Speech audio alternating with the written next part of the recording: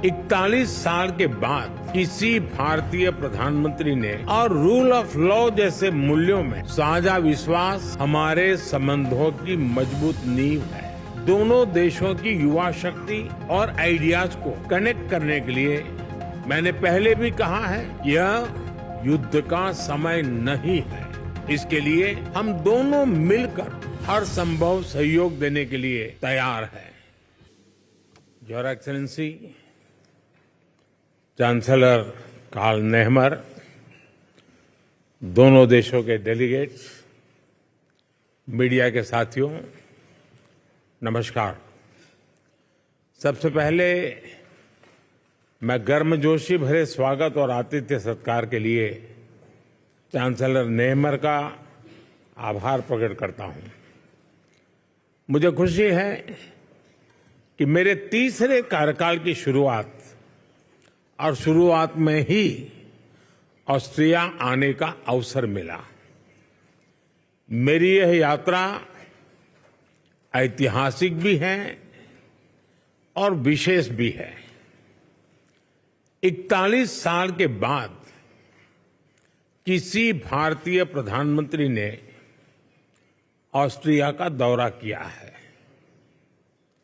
ये भी सुखद संयोग है कि ये यात्रा उस समय हो रही है जब हमारे आपसी संबंधों के 75 साल पूरे हुए हैं। फ्रेंड्स, लोकतंत्र और रूल ऑफ लॉ जैसे मूल्यों में साझा विश्वास हमारे संबंधों की मजबूत नींव है। आपसी विश्वास और शेयर्ड इंटरेस्ट से हमारे रिश्तों को बल मिलता है। आज मेरे और चांसलर नेहमर के बीच बहुत सार्थक बातचीत हुई।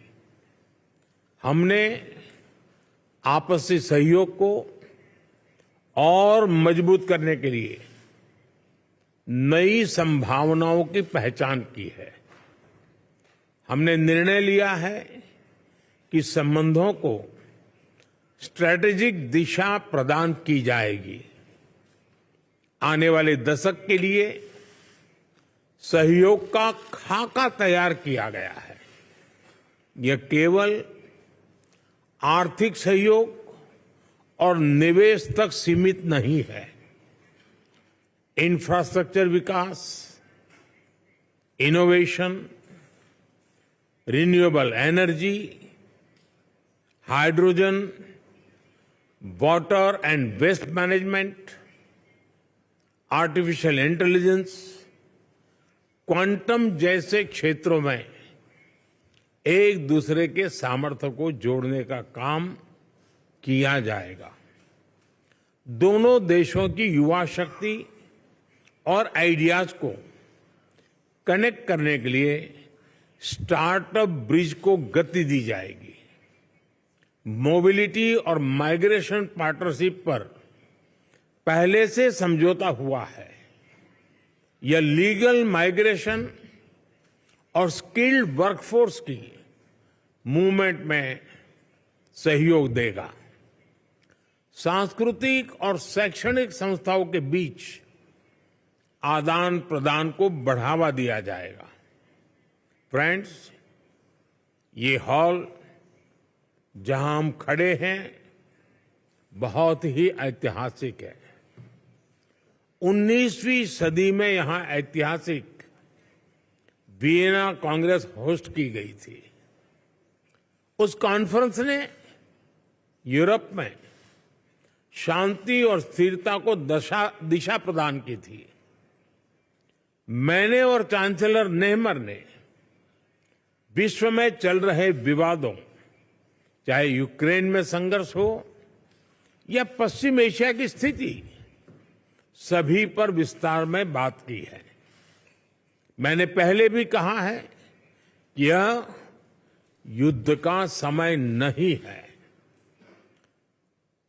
समस्याओं का समाधान रणभूमि में नहीं हो सकता। कहीं भी हो, मासूम लोगों की जान की हानि स्वीकार्य नहीं है। भारत और ऑस्ट्रिया शांति और स्थिरता की जल्द से जल्द बहाली के लिए डायलॉग और डिप्लोमेसी पर बल देते हैं। इसके लिए हम दोनों मिलकर हर संभव सहयोग देने के लिए तैयार हैं। फ्रेंड्स, आज मानवता के सामने क्लाइमेट चेंज और आतंकवाद जैसी चुनौतियों पर भी हमने विचार साझा किए।